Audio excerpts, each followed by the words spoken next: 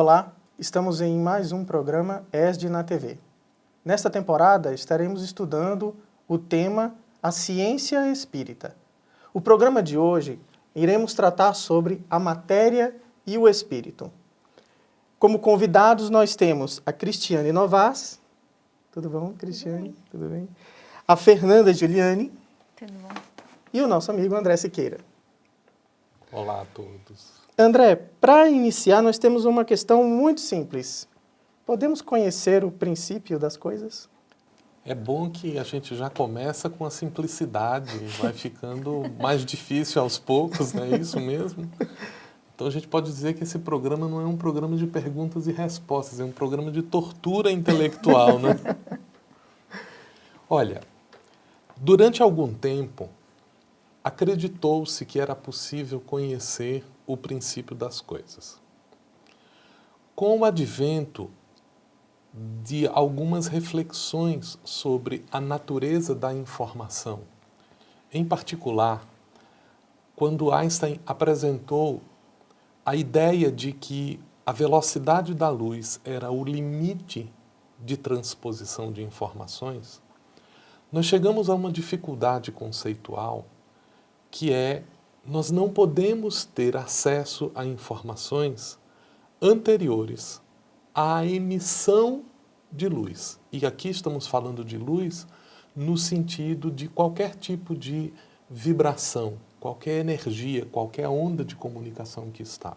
Então, nesse particular, por exemplo, se nós considerarmos o modelo da grande explosão como o ponto de início do nosso universo apenas, no exato momento da grande explosão, o universo ainda não se organizava com as leis que nós conhecíamos hoje. Então, naquele momento que é chamado de momento de singularidade, nós ainda não temos emissão de luz. E se nós não temos emissão de luz a respeito deste ponto, não podemos ter acesso. É uma espécie de um horizonte de visão para além do qual a gente não consegue enxergar. Por esse motivo, os espíritos nos dizem que a possibilidade de conhecer o princípio das coisas não é algo que nós vamos conseguir neste mundo, isto é, com os instrumentos materiais que nós temos. Nós podemos especular a respeito deles, apenas isso. E André, o princípio das coisas, então a gente não tem como conhecer, mas a gente pode ter um entendimento de como houve o surgimento das coisas? Esse é o papel do raciocínio. Nós aprendemos as coisas com dois mecanismos fundamentais. O da experiência, que é a constatação dos eventos que nos cercam, e o raciocínio, que é o estabelecimento de modelos explicativos, através do qual nós acessamos de novo a realidade, tentando adaptá-la aos nossos modelos. Quando a gente utiliza esses modelos, nós podemos fazer conjecturas, isto é, nós podemos, ultrapassando os limites que a experiência nos permite diretamente, fazer considerações em torno de possibilidades, como se nós disséssemos assim: o nosso modelo, ele indica que há uma possibilidade que seja essa. Nesse sentido, nós poderemos. Tá, André. Então, no caso, a ciência, ela já conseguiu identificar, então, os principais elementos geradores das coisas e dos seres? Olha, quando nós alcançamos o início do século XX, a ciência ela estava numa posição que nós podemos chamar adequadamente de uma posição positivista, que ela se constituía da seguinte maneira: a possibilidade de você explicar todos os eventos do mundo por uma sequência de explicações. Há um advento importante em torno disso, que foi o sucesso da explicação newtoniana sobre como o universo funcionava. Então, a ideia de Newton de que a matéria ela era uma substância concreta, de que a ação da força sobre a matéria, criando os movimentos, poderia explicar os movimentos das coisas. E isso fez tanto sucesso porque unificou o comportamento das coisas que aconteciam na Terra, com o comportamento das coisas que aconteciam fora da Terra. Esta mudança de comportamentos, ela fez com que a ciência se entusiasmasse e achasse, agora a gente pode explicar tudo. E qual era o modelo positivista? A física explicaria os elementos comuns dos movimentos, a química seria explicada pela física, a biologia seria explicada pela química, a psicologia seria explicada pela biologia e a sociologia seria explicada pela psicologia. Nossa, se tivesse então uma falha em qualquer um dos sistemas, teria uma decadência. E foi o que a gente percebeu. O que a gente percebeu é que os modelos de explicação, eles não são contínuos, eles são disruptivos. Então, no início do século XX, com a chamada superação do modelo positivista, dos diferentes modelos positivistas, que é essa tentativa de explicar as coisas nessa sequência linear, nós começamos a perceber que o esforço da ciência não era uma descrição do mundo, mas era uma descrição da linguagem, dos modelos explicativos que a gente usava com o mundo. E a ciência meio que parou de se preocupar com o porquê e tentou explicar como. Então a ciência não tem mais a pretensão de ser a explicação da realidade. Ela pretende ser a descrição da realidade. Olha, funciona assim porque esses elementos descritivos permitem fazer este raciocínio por analogia. Então meio que a gente abriu mão, no campo da ciência, desses modelos de explicação. André, e no caso do Espiritismo? O que o Espiritismo nos oferece para explicar o surgimento dos seres e das coisas? Primeiramente, o Espiritismo vem introduzir um conceito de natureza filosófica. No momento em que se acreditava que a matéria era a essência de todas as coisas, que tinha uma ponderabilidade, tinha uma noção de substância própria, o Espiritismo veio introduzir primeiramente um segundo ponto, que é o conceito do espírito não como um ente sobrenatural, mas como uma potência da natureza. Então, esse é o primeiro aspecto que a gente precisa considerar, porque o Espiritismo trata a noção de espírito como um elemento natural, como uma força que age na natureza e que se relaciona com a matéria. Então, da mesma maneira que Newton unificou como uma única lei o universo que existia na Terra, as leis, os fenômenos que existiam na Terra e os fenômenos que existiam no universo, o Espiritismo veio unificar, dizendo que as mesmas leis ou o mesmo conjunto de princípios universais vale para o mundo material e para o mundo espiritual e que há uma interação e uma continuidade com ele. Mas isso ele o faz de um ponto de vista filosófico. E utilizando esses elementos filosóficos, ele vai iniciar um conjunto de explicações em torno dos conhecidos fenômenos espirituais, a saber, o fenômeno das manifestações dos espíritos. E aí ele nos oferece uma nova visão, primeira de natureza filosófica, adentrando inclusive com relação à origem das coisas, filosoficamente falando. Muito interessante. No próximo bloco nós continuaremos com o nosso programa.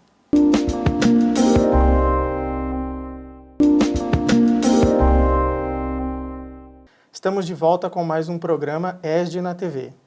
E agora nesse bloco, André, as coisas ficaram um pouquinho mais fáceis. Porque considerando que a ciência ela não tem uma demarcação definida do que qual é o conceito de ciência, mas sabendo que nós podemos entender que a ciência busca o entendimento de um objeto através de um método bem definido e com uma objetividade, com alguma intencionalidade, a gente pode entender que existe uma ciência espírita? Podemos entender o conceito de ciência espírita no sentido de que a ciência é a busca do conhecimento. Então, nós estamos falando da busca do conhecimento dos elementos espirituais. Esse é o motivo pelo qual Kardec, na introdução de O Livro dos Espíritos, ele diz que o Espiritismo não é da alçada da ciência enquanto ciência. O que ele quer dizer com isso? A ciência, no sentido de uma prática específica de conhecimento, com objeto definido, com método definido, com paradigmas próprios, com conjunto de conceitos estabelecidos, não é o caso de uma ciência espírita. Por quê? Porque o Espiritismo não adotou um método de conhecimento específico como fizeram outras áreas das ciências duras. É importante salientar que, para os europeus, a noção de ciência seria o equivalente ao que nós chamamos de ciências exatas. Lá existe um conceito das ciências exatas, das ciências sociais ou as humanidades. Então, Kardec está dizendo que não é possível aplicar a ideia do espírito àquele método rígido. Por quê? Porque os espíritos têm vontade. Porque você não consegue apreciar os fenômenos espirituais daquele ponto de vista. Mas isso não quer dizer que essa não seja uma busca de conhecimento. Nesse sentido, nós temos uma ciência espírita. Nós temos uma busca de conhecimento dos fenômenos espirituais, da busca de modelos explicativos para esses fenômenos espirituais e da busca de métodos específicos que sirvam para esse conhecimento espiritual. Nesse sentido, nós temos. Então a gente não vai ter um laboratório de pesquisas espíritas, propriamente Até dito. podemos ter, mas para este laboratório precisam ser desenvolvidos aspectos de conhecimento, de instrumentação próprios. Nós não podemos querer submeter os fenômenos espíritas às regras que a gente usa nos fenômenos químicos, físicos, em que não estão presentes a vontade da entidade. Não adianta a gente preparar uma sala mediúnica e dizer que os espíritos que eles vão precisar se manifestar dessa ou daquela maneira, porque as condições podem não estar propícias para isso. Então, há um ponto de contato muito sutil dentro desses aspectos, sem que isto nos faça abrir mão da possibilidade de desenvolvimento disso, que é o alvo central do desenvolvimento da ciência espírita. Então, o que nós conhecemos que a nossa ciência hoje, ela tem várias frentes de estudo. E nós temos uma frente muito forte, que é a física quântica. O que nós conhecemos sobre a física quântica, ela tem como fazer alguma relação entre a física quântica que nós conhecemos e a realidade espiritual? Houve uma tentativa de se aproximar o conceito da física quântica dos conceitos místicos tradicionalmente. É importante que se perceba que a física quântica, ela é o resultado de um conjunto de observações no mundo microscópico de comportamentos que não são determinísticos. São comportamentos que envolvem probabilidades e que exigem uma série de conceitos diferentes dos que são aplicados, por exemplo, às explicações do nosso mundo no dia a dia e dos eventos que são considerados quando se analisa os fenômenos cósmicos. Talvez um dos pontos de introdução dessa questão da física quântica com a espiritualidade tenha sido a noção da indeterminação, que aconteceu quando Heisenberg estabeleceu que não seria possível determinar simultaneamente duas propriedades de um evento específico no átomo, que é a posição de um determinado instrumento e a velocidade ou o momento que estava relacionado com ele. E essa dificuldade fez com que as pessoas entendessem a indeterminação como abertura para um contexto espiritual, de modelos espirituais, o que não é de todo verdade. Porque o que nós estamos fazendo no contexto do estudo da matéria é aplicar modelos matemáticos para tentar compreender os fenômenos que estão ali. Extrapolar esses modelos para tentar explicar os fenômenos espirituais é usar um instrumento inadequado. É usar conceitos que não podem ser transpostos simplesmente. Então acreditamos que é precipitada a noção que diz que com o entendimento da física quântica, nós poderemos explicar fenômenos da espiritualidade. Os estudiosos da física quântica, eles têm uma frase que eu gosto muito dela. Eles falam que a física quântica explica que nós vivemos diversos universos e formamos a nossa realidade a partir do momento que nós escolhemos um comportamento. Por isso que talvez muitas pessoas acham que dá para explicar a questão do comportamento, do nosso livre-arbítrio, né? Que nós temos diversas oportunidades e a gente escolhe um comportamento. Existem conceitos e interpretações diferentes em torno do que seja o fenômeno quântico. Uma das vertentes que a gente pode adotar para pensar isso pode talvez nos orientar a criar essa distinção.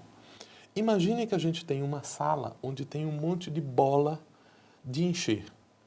E a gente precisa saber onde estão essas bolas de encher dentro da sala, mas a gente não pode entrar na sala.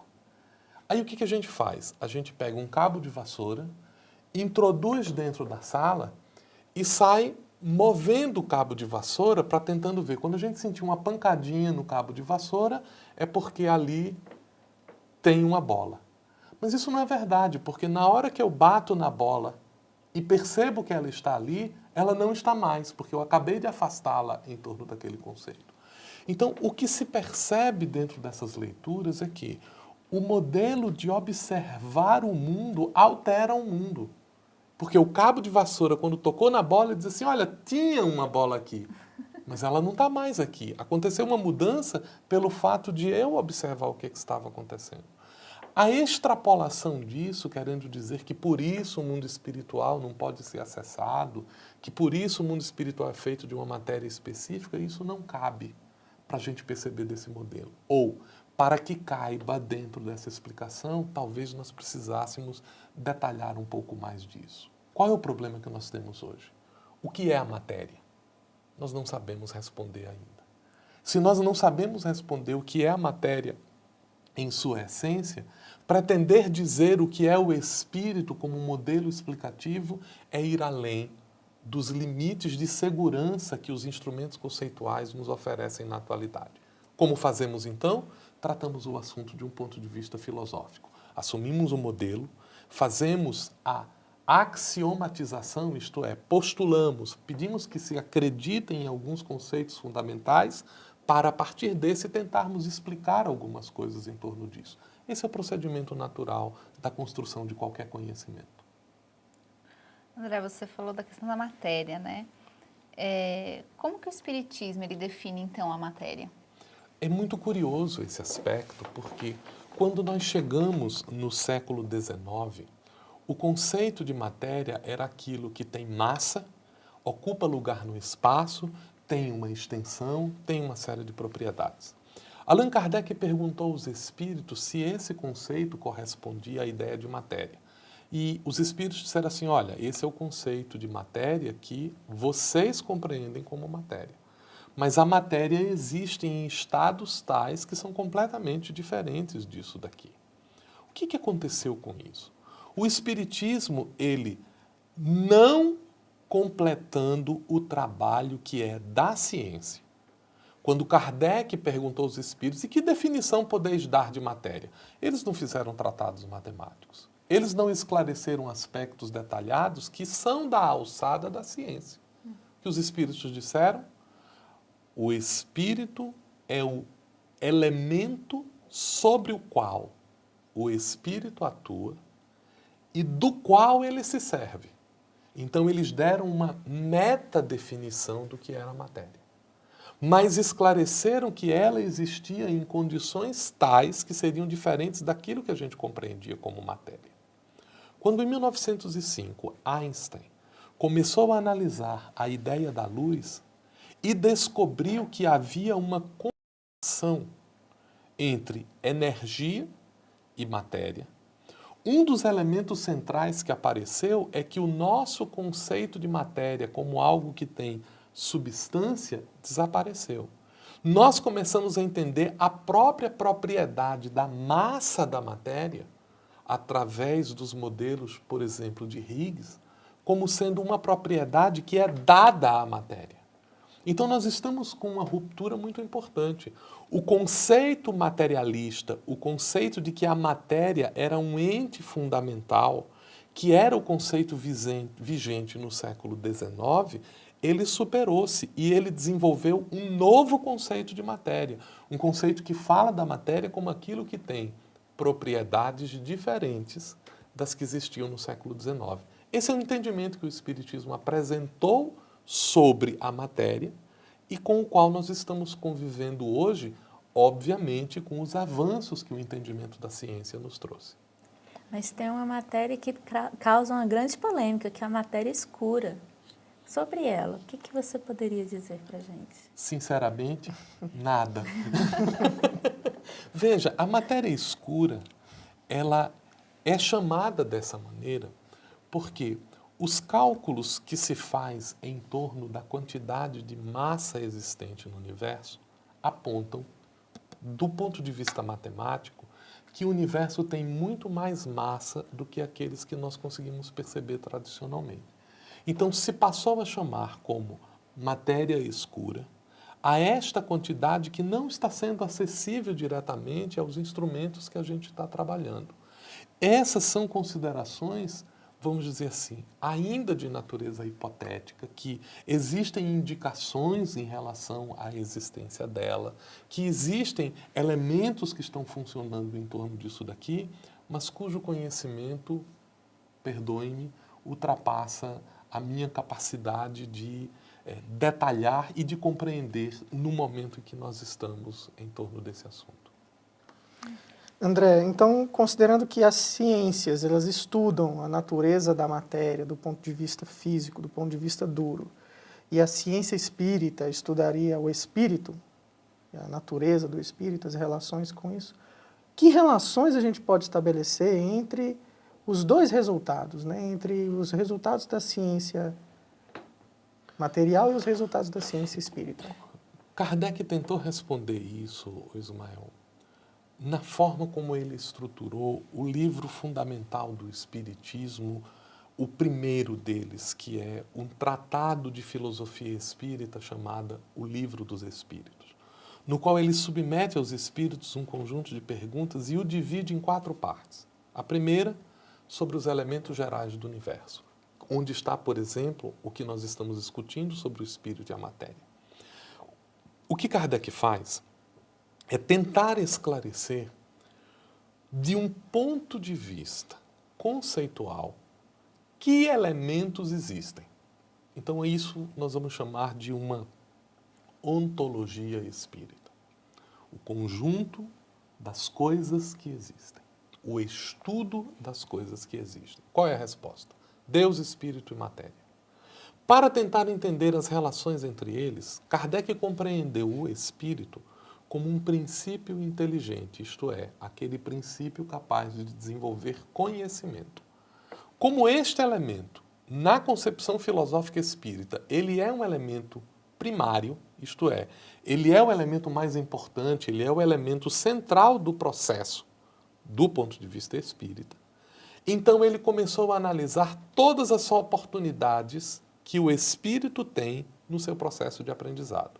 E no segundo tomo de O Livro dos Espíritos, ou na segunda parte, quando ele trata da vida espírita, em que estabelece desde o conceito de espírito individualizado e todas as experiências de aprendizado que ele tem, ele como que desenvolve uma epistemologia espírita, isto é, uma teoria sobre o conhecimento em que o espírito, usando a matéria em todas as suas manifestações, assimila o conhecimento. O conhecimento de quê?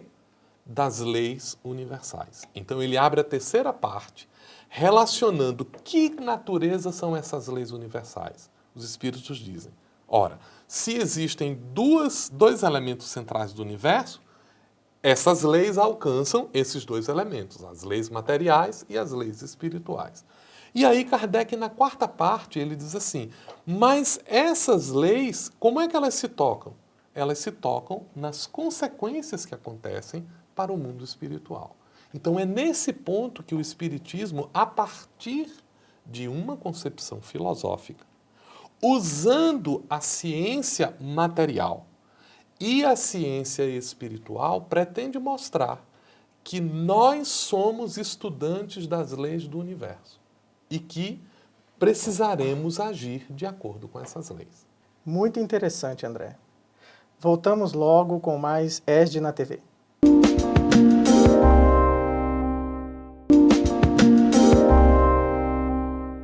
Estamos de volta com mais um ESD na TV, hoje com o tema O Espírito e a Matéria. E André, eu queria entender um pouco mais sobre a definição de O Livro dos Espíritos sobre esse tema. O que é o Espírito?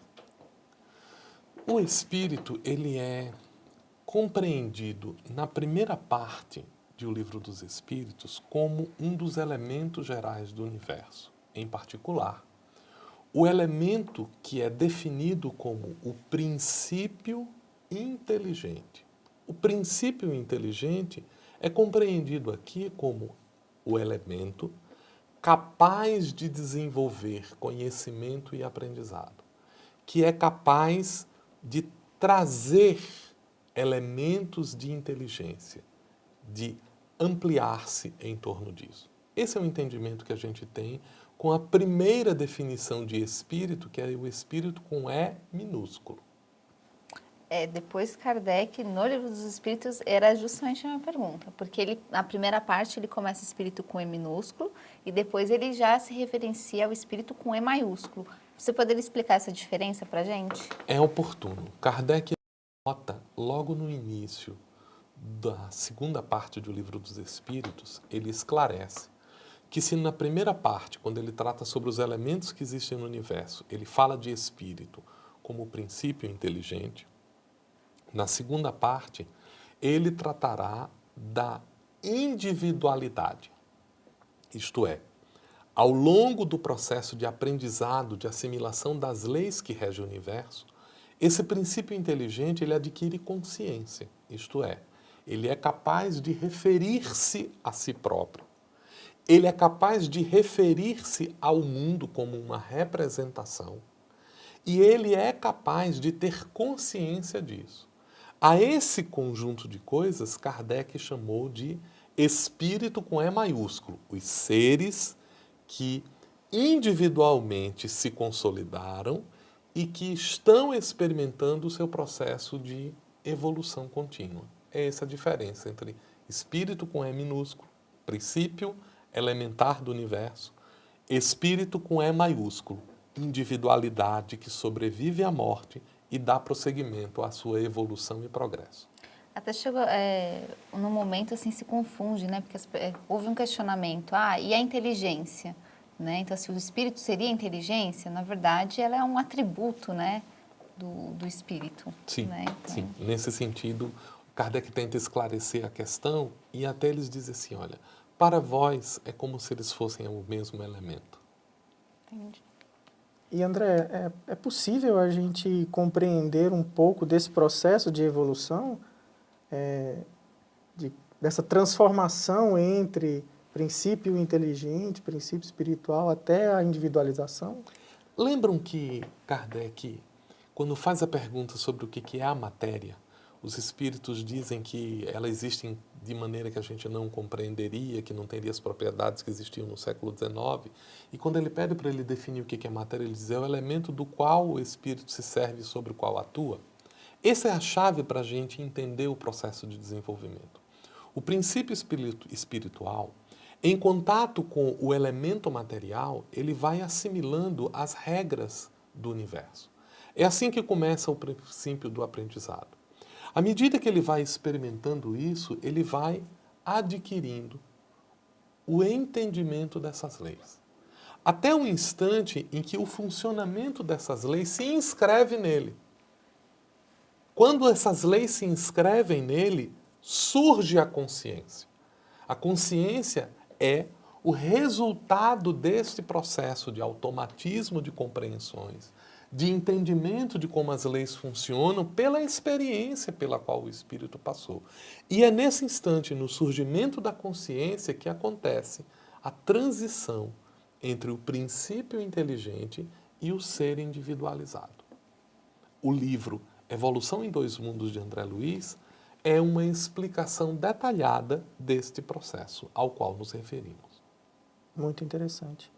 Lá no segundo bloco, você fez uma referência sobre estados da matéria ou propriedades da matéria que nós não conseguimos perceber ainda, que os instrumentos da ciência ainda não conseguiram detectar. A gente pode estabelecer uma relação entre esses estados ou essa matéria ainda não percebida e os mundos espirituais ou aquilo que nós entendemos como mundo espiritual? Apenas do ponto de vista de especulação. Quando o Espiritismo nos propõe que a matéria existe em estados que não nos afetam diretamente e nos dizem que no mundo espiritual existem elementos materiais, existem características próprias do mundo espiritual e que os espíritos também atuam sobre eles, que de uma maneira geral serão denominados fluidos. Depois a gente vai falar um pouco mais sobre isso. Eles estão dizendo que essa matéria existe em condições diferentes. Nós ainda não detectamos essa matéria. Nós ainda não desenvolvemos instrumentos específicos para lidar com ela, mas estamos tentando fazer isso. Estamos tentando compreender esses mecanismos. Então, por hora, nós estamos fazendo uma extrapolação conceitual. Por quê? Porque o nosso acesso aos fenômenos espirituais, eles acontecem nos fenômenos inteligentes ou nos fenômenos de atuação do espírito na matéria, portanto, limitados aos instrumentos que nos sensibilizam. E eu acho muito interessante quando se pensa sobre esse modelo, o modelo principalmente da primeira parte de O Livro dos Espíritos, quando os espíritos dizem que os elementos fundamentais do universo são Deus, Espírito e matéria. Por que esses três? O que você pode nos dizer acerca dessa relação? O primeiro ponto, Ismael, é que Allan Kardec ele recupera um conceito de Deus, que é o conceito de Deus como causa primária, como elemento que sustenta o universo em suas leis. Diferente daquele conceito de Deus como um elemento estranho ao universo, como um elemento sobrenatural, mas percebendo a existência de duas manifestações distintas. Existem fenômenos inanimados, causados pela expressão da matéria, e existem fenômenos que são espirituais, inteligentes, que denotam isso. Kardec, tomando essa via de entendimento, ele pergunta os elementos que existem no universo e os espíritos simplificam.